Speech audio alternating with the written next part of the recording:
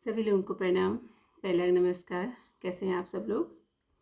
आज से अयोध्या कांड शुरू हो रहा है। रामायण में बाल कांड पूरा हो गया। मैं चाहूँगी कि आप लोगों का सहयोग मुझे मिले और पूरी कथा आप लोग सुने।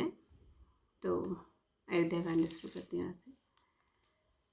यस्यांके च विभाति भूधरसुता देवापगामस्तके भाले बालविधुगर्ले च गर्लं यस्योरसि व्यालराट सोऽयं भूतविभूषणः सुरवरः सर्वाधिपः सर्वदा सर्वः सर्वगतः शिवः शशिनीमः श्रीशंकरः पातु माम्।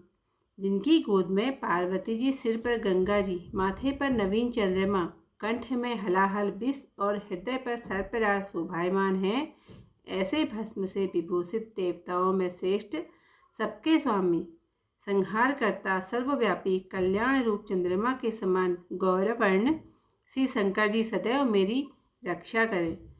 प्रसन्नतां यान गताभिषेक तथस्तथा न ममलेवन वास दुःखतः मुखाम्बुजसी रघुनंदन यस्मे सदास्तु सा मंजुल मंगल प्रदा। श्री रामचंद्र जी के मुखारवंद की जो शोभा न तो राज्याभिषेक से प्रसन्नता को प्राप्त हुई और न वनवास के दुख से मलिन हुई, वह छवि मुझको सदा ही सुंदर मंगल देने वाली हो। नीलाम्भुज श्यामल कोमलांग सीता समारो पितवाम भागम पाणो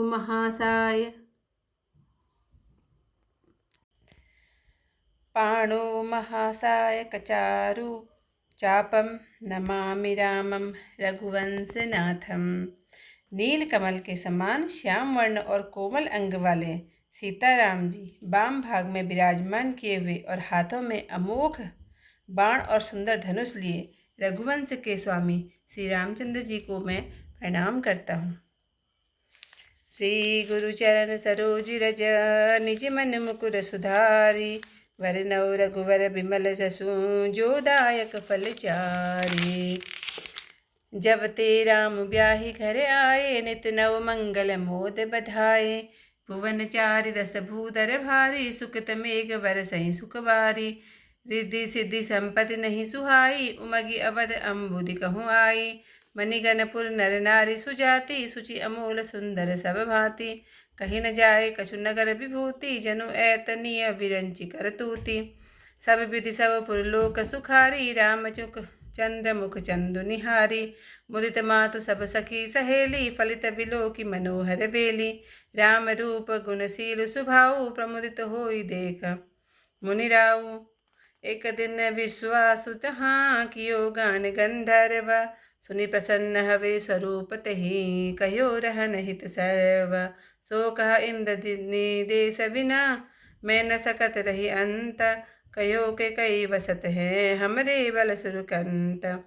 हमरे आवत रिस करता अस तुम गए मुटाय। पठई पत्रिका वांची कर सुनि निप रहे चुपाय। मन में समुझे के कई लिख पठे वचवंक। हमरियों लागी घात तब हमहु देव कलंक। लिख पठियो विश्वासु ही करियो कहे निप जोई। विदा करे सब आयो समुझी बुझी सम सोई। वर्ष 18 की सिया 27 के राम। कीनी मन अभिलाष तब करनो है शुभ काम। अब हिंदी में। जब से रामचंद्र जी विवाह करके घर आए तब से वहाँ नित्य नए मंगल और आनंद बधाई होने लगे। 14 भुवन रूपी बड़े बड़े पर्वतों पर पुण्य रूपी मेघ सरयू रूपी जल की वर्षा करने लगे। रिद्धि सिद्धि और संपत्ति रूपी सुहावनी नदियां उमड़कर अयोध्या रूपी समुद्र में आ मिली। नगर के कुलीन स्त्री पुरुष ही मणियों के समूह हैं जो सब प्रकार से निर्मल और बहुमूल्य और सुंदर हैं।